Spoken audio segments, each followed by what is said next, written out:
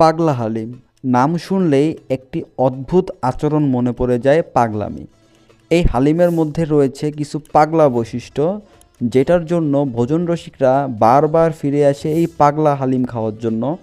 তো আজকে আমরা আমাদের ডকুমেন্টারিতে এই পাগলা হালিম সম্পর্কে বলার চেষ্টা করব, তো সম্পূর্ণ ভিডিওটা দেখুন।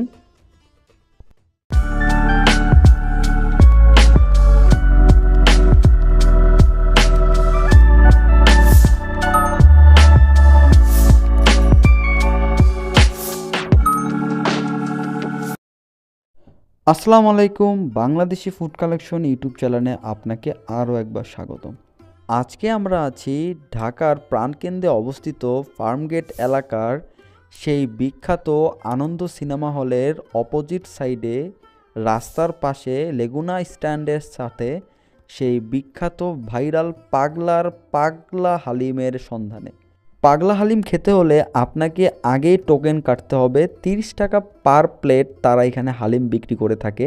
আপনাকে আগে এসে এখান থেকে টোকেন কেটে আপনাকে হালিমের জন্য সিরিয়ালে দাঁড়াতে হবে। মাত্র 4 ঘন্টার ব্যবধানে তারা এখানে প্রায় 2 ড্যাগ হালিম বিক্রি করে থাকে। প্রায় 30,000 টাকা পার দিন তারা এখান থেকে হালিম বিক্রি করে।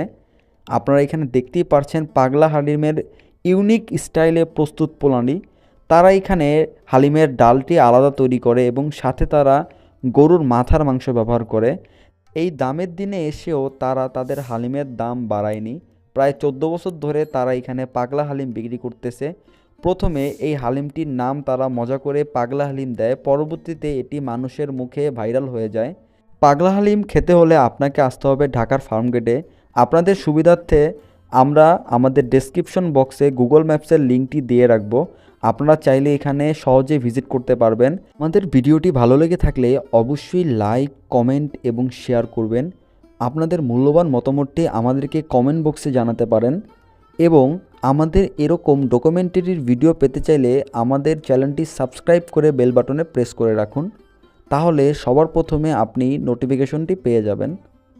আমরা সপ্তাহে 2 দিন আমাদের চ্যানেলে ভিডিও আপলোড করে থাকি। আমাদের চ্যানেলের ভিডিও মিস না করতে চাইলে এখনই আমাদের চ্যানেলটি সাবস্ক্রাইব করে রাখুন।